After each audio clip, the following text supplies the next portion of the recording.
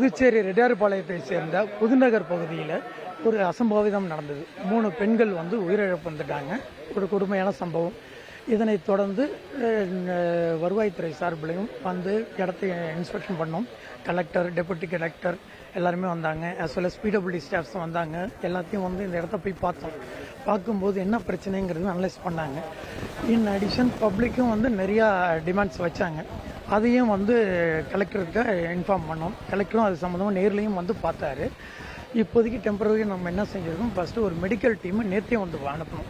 நேற்றே medical team வீடு அந்த தெருவில் இருக்கிற, இந்த ஏரியாவில் இருக்கிற எல்லா தெருவுலையும் இருக்க எல்லா வீட்லையும் போய் மெடிக்கல் டீம் வீடு வீடாக செக் பண்ணாங்க. யாருக்கும் பெரிய அளவில் பாதிப்புகள் இல்லை. ஒரு பெரிய ட்ரீட்மெண்ட் போகிற அளவுக்கு பெரிய பாதிப்புகள் இல்லைன்னு சொல்லியிருந்தாங்க. இன் அடிஷன் நம்ம ஒரு ஆம்புலன்ஸு எப்போதுமே இங்கே நிறுத்தி வச்சுருக்கிறோம். இந்த பிரச்சனை ஏன்னா மக்கள் மனநிலை கொஞ்சம் பயத்தில் இருந்திருக்காங்க. இன்கேஸ் ஏதாவது எமர்ஜென்சி இருந்ததுன்னா அதனால் 24/7 ஒரு ஆம்புலன்ஸ் வச்சுருக்கோம். பப்ளிக் டாய்லெட் யூஸ் பண்ணுறதுக்கு பயந்தாங்க. அதனால நம்ம முனிசிபாலிட்டியில் சொல்லி ஒரு மொபைல் டாய்லெட் இங்கே வச்சுருக்கோம். ஒரு யூனிட்னாக்கா 6 கம்பார்ட்மெண்ட் இருக்கும். 3 ஃபார் லேடிஸ், 3 ஃபார் ஜென்ட்ஸ். அதே மாதிரி இப்போ நேற்று இரவு மறுபடியும் ஒரு பெண் இது மாதிரி மயக்கம் அடிச்சு விழுந்துட்டாங்க அப்படின்னு சொன்னதால அவங்களை ஹாஸ்பிட்டல் அழைச்சிட்டு போயிருக்காங்க. அவங்களுக்கு ட்ரீட்மெண்ட் கொடுத்துட்டாங்க. நவ் சி இஸ் ஸ்டேபிள், நிலைமையாக இருக்காங்கன்னு சொல்கிறாங்க. இருந்தாலும் அவங்க டாக்டர் மேற்கொண்டு செக் பண்ணுறாங்க.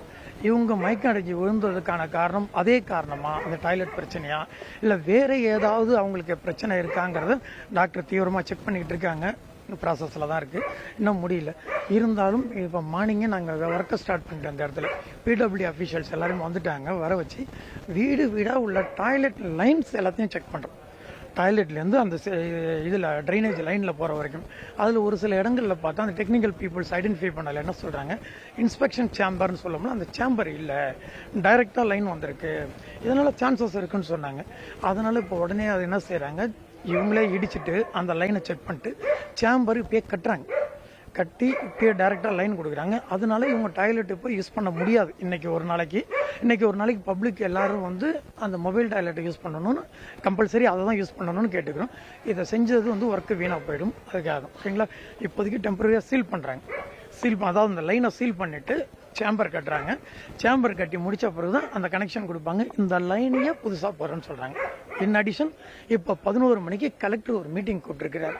PW officials, police officials, revenue peoples எல்லாமே இது சம்பந்தமான ஒரு உயர்கட்ட விசாரணைக்காக. அதில் கலெக்டர் என்னங்கிறது முடிவு எடுப்பார்.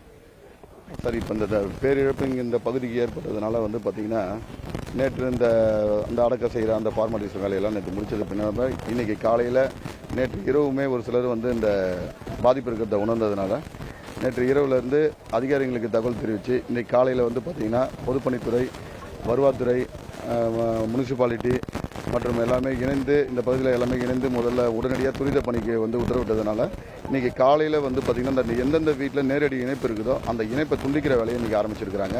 அந்த இணைப்பை துண்டிக்கிறது மட்டும் இல்லாமல் ஒவ்வொரு வீட்டுக்குமே தனியில் வெளியில் பார்த்திங்கன்னா இந்த சேம்பர் இல்லாததுனால தான் அந்த வாயு உள்ள ஃபார்ம் ஆகுதுன்ற விஷயத்தை தெரிஞ்சு இன்றைக்கி ஒவ்வொரு வீட்டுக்கு முன்னாடியே அரசே பார்த்திங்கன்னா சேம்பர் போட்டு தரன்னு ஒத்துக்கிட்டு இன்றைக்கி பணியை ஆரம்பிச்சிருக்கிறாங்க.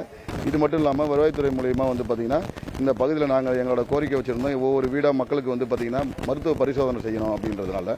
ஏன்னா இந்த பாதிப்பு இருக்கிறத நிறைய பேர் உணர்றாங்க. அதனால் அந்த பரிசோதனை நடந்துட்டு இருக்குது. அடுத்ததான் நாங்கள் எங்கள் கோரிக்கை வச்சுருக்கிறது என்னன்னு கேட்டிங்கன்னா, இங்கே இந்த காற்று வசதி, அதாவது இந்த வாயு உருவாகிறதுக்கு அந்த காற்று வெளியில் போகாமல் இருந்த அந்த வசதியை நாங்கள் எங்களுக்கு மாற்றி கொடுக்கணும்னு கேட்டதுனால இன்றைக்கி கேஸ்டிங் பைப்பில் 20 அடி பைப்பில் எங்களுக்கு ஏர் வெண்ட் கேட்டிருக்கிறோம். இந்த பகுதியில் பார்த்திங்கன்னா 20 பைப்பாவது எங்களுக்கு அமைச்சு கொடுத்து இந்த காற்று அந்த வாயு தங்காமல் வெளியேறதுக்கான வாய்ப்பு இப்போ செஞ்சு தரேன்னு சொல்லியிருக்காங்க. மேற்படி இப்போ இந்த சேம்பர் போடும்போது இப்போ ஏற்படுற அந்த பள்ளம் இதெல்லாம் சரி செஞ்சு இந்த சாலையும் சரியாக செஞ்சு கொடுக்கணும் அப்படின்றத எங்களோட கோரிக்கை வச்சுருக்கோம். அந்த பணியை ஆரம்பிச்சிருக்கிறாங்க. துரிதமாக வேலை நடந்துட்டு இருக்குது.